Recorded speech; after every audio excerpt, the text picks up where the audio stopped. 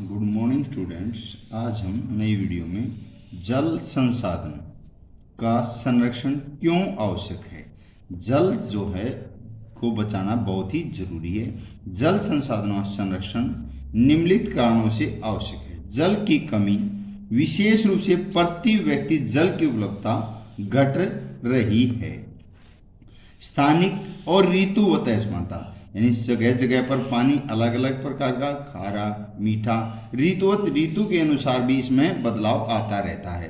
कुछ प्रदेशों में जल का बाहुल्य बहुत ज्यादा जल है, कुछ प्रदेश क्षेत्रों में तो कुछ में बहुत ही कमी भी है। इसलिए कमी वाले क्षेत्रों में जल संरक्षण यानी जल को बचाना नितांत बहुत ही आवश्यक हो जाता है। जल की बढ़ती मांग और तेजी से फैलते प्रदूषण के कारण जल संसाधन संरक्षण आवश्यक हो गया है। भारत की नगरीय और ग्रामीण क्षेत्रों में जल आपूर्ति की व्याख्या कीजिए। राष्ट्रीय जल नीति के अनुसार पेयजल, पीने योग्य जो जल है, आपूर्ति को सबसे अधिक प्राथमिकता दी गई है। 1991 में देश के केवल 62 से 72% घरों में सुरक्षित पेयजल उपलब्ध व्यवस्था थी।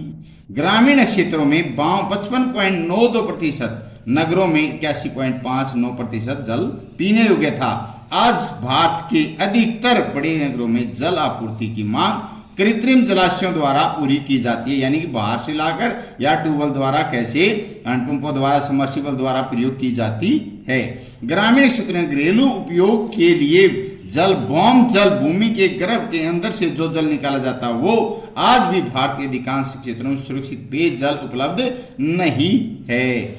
जल गुणवत्ता से क्या अभिप्राय है? जल गुणवत्ता से तात्पर्य जल की शुद्धता या अनावश्यक बाहरी पदार्थों से रहित जल से है। जल इन बाहरी पदार्थों से प्रदूषित होता है, मानव के उपयोग योग्य नहीं रहता, यानी फैक्ट्रियों का कूड़ा कचरा, मल मूत्र इसमें बहा दिया जाता है तो ये नदियों का जल गंदा हो जाता है, इसलिए ये पीने योग्य नहीं रहता। जल विषैले पदार्थ झीलों, नदियों, समुद्रों, अन्य जलाशयों में प्रवेश करते हैं तो जल प्रदूषण बढ़ता है और ये गंदी हो जाता। जल के गुणों में कमी होने से जलीय तंत्र यानी जल में जो जलीय जीव रहते हैं वे मर जाते हैं। कभी कभी प्रदूषक नीचे तक पहुंचकर भौम जल को भी दूषित कर देता है।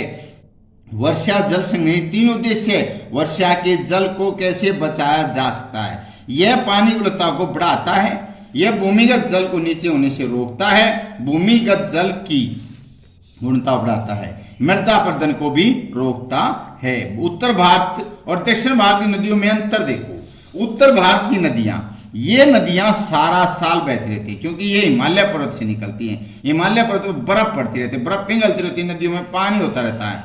ये नदियां अधिक लंबी चौड़े बेसिन गर्त वाली होती हैं। ये नदियां हिमाच्छादित प्रदेशों से निकलती हैं। इन नदियों में सारा वर्ष जल बहता रहता है। ये नदियां गहरे गॉर्ज यानी गर्त बनाती हैं।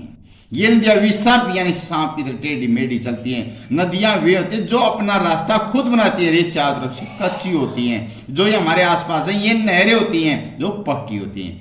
ये नदियां जहाज रहित सिंचाई के लिए उचित हैं।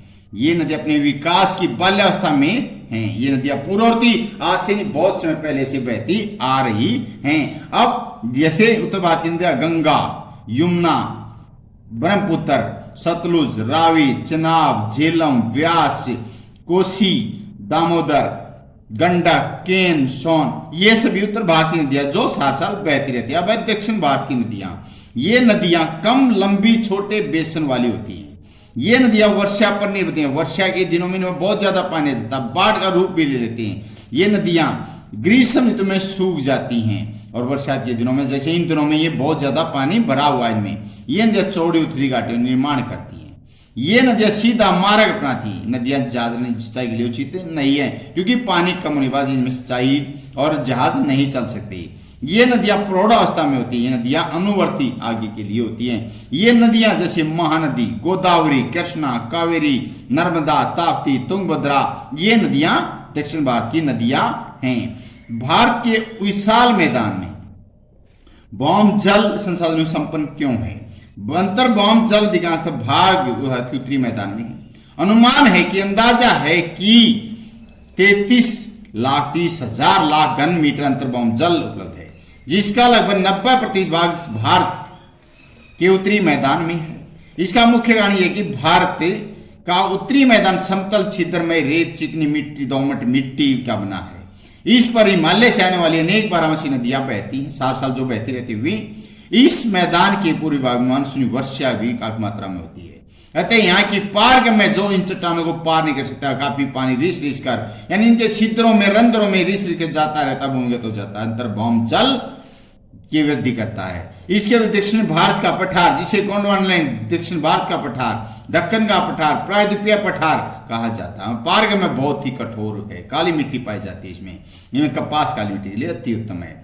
दक्षिण भारत की नदियों में बारहमासी नहीं है, जो सासा नहीं चलती है नदियां जो दक्षिण भारत की, ये वर्षा पर निर्भर होती हैं।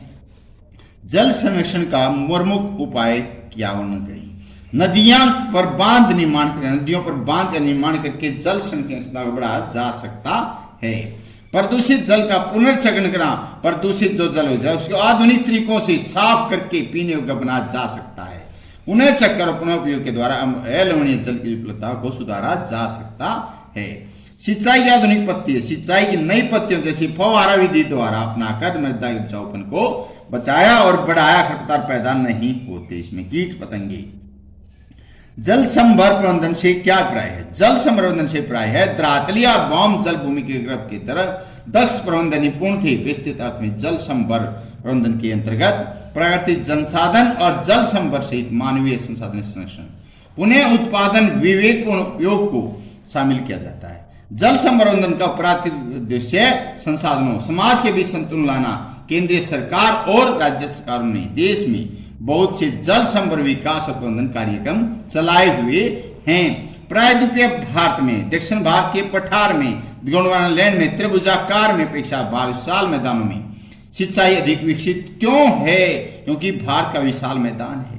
जो भारत का क्षेत्र 32,87,263 वर्ग किलोमीटर है, धरातल पर समतल है। यहाँ की अधिकांश नदी माछादित प्रदेशों निकलती है, जिसके कारण इनमें पानी की कमी नहीं रहती।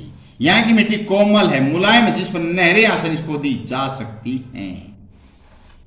मंद ढाल होने के कारण पानी दूर तक पहुंचा जा सकता है। इन्हीं कारणों से विशाल मैदानों में सिंचाई अधिक विकसित पाई जाती है, जबकि धरातलीय वादों के कारण प्रायद्वीपीय भारत में सिंचाई अधिक विकसित नहीं हो सकी है। उत्तर भारत के मैदान में नहरों का विस्तृत जाल फैला हुआ है। वर्णन है, उत्तरी भारत में अधिकांश नदियां हिमाच्छादित प्रदेशों से निकलती हैं, सारा साल जल प्रवाहित होता रहता है। भारत की कुल संचित भूमि का लगभग 39% क्षेत्र नहरों द्वारा सिंचित है। ज्यादातर नहरें उत्तर पश्चिम भारत के मैदानों में हैं। शीतकाल में हिमकरण के कारण जल की मात्रा में कुछ कम अवश्य हो जाती है, परंतु बांध से एकत्रित जल के द्वारा इस कमी को पूरा किया जा सकता है। अतः उत्तर पश्चिम भारत के मैदानों में जल के वितरण को नहरों द्वारा वितरित किया जाता है। यहाँ की मिट्टी कोमल है, मुलायम होने के कारण नहरें आसानी से खोदी जा सकती हैं। उत्तर प्रदेश में ऊपरी गंगा नहर, निचली गंगा नहर, शारदा नहर, पूर्वी यमुना नहर, आगरा नहर की सिंचाई की जाती है। पंजाब में सरहिंद नहर, भाखड़ा नहर, बीकानेर नहर, व्यास नहर, हरियाणा में यमुना नहर, जूही नहर, गुड़गांव नहर प्रमुख मानी गई है। बिहार, पश्चिम बंगाल तथा राजस्थान में नहरों का द्वारा सिंचाई की जाती है। इनमें सोन नहर, कोसी बांध, त्रिवेणी नहर, राजस्थान नहर, चंबल नहर, दामोदर नहर आदि प्रमुख सिंचाई के साधन माने गए हैं। जल के मुख्य उपयोग क्या हैं? जल सिंचाई के लिए आवश्यक है, जल विद्युत उत्पादन के लिए भी आवश्यक है, औद्योगिक इकाइयों में पर्याप्त जल की आपूर्ति पहली आवश्यकता है। परिवहन और साफ सफाई संयोजन के लिए भी जल, या मनोरंजन पर्यटक के लिए भी जल का उपयोग होता है। जल जीवन का आधार कहा गया, जीव जंतु पेड़ पौधों के लिए अत्यंत आवश्यक माना गया है। कुओं नलकूपों द्वारा से होने वाली सिंचाई के लाभ क्या है? कुओं नलकूपों से सिंचाई होती है। कुओं नलकूपों निर्माण में व्यय बहुत खर्च कम आता है। इन्हें पानी में भूमि की उर्वरा शक्ति को बढ़ाता है, क्योंकि भूमि के गर्भ के अंदर से पानी आता रहता है। जो भूमि कुओं में पानी नीचे से आता है उसे शोर कहते हैं। पानी का आवश्यकता अनुसार प्रयोग करना, जितना हमने पानी चाहिए उसका प्रयोग करना चाहिए, फालतू का नहीं करना चाहिए। तो कृषि उत्पादन में बढ़ोतरी होती है। वर्ष में 2 या 2 से अधिक फसलें उगाई जा सकती हैं। इनको खोदने से भूमि कम बेकार होती है। अक्सर फूटने की समस्या उत्पन्न नहीं होती, यानी नमकीन पानी के बनने की नहीं होती। तालाब द्वारा सिंचाई के करने लाभ क्या है? प्रायद्वीपीय भारत में तालाबी सिंचाई क्यों महत्वपूर्ण है? प्राकृतिक तालाब सिंचाई के सस्ते और सरल साधन हैं। कठोर चट्टानी इलाकों में निकान तालाब शिखर नष्ट नहीं होते, क्योंकि मिट्टी कठोर है तो मिट्टी कट कट कर अंदर नहीं जाती, इसलिए वे शिखर नष्ट नहीं होते।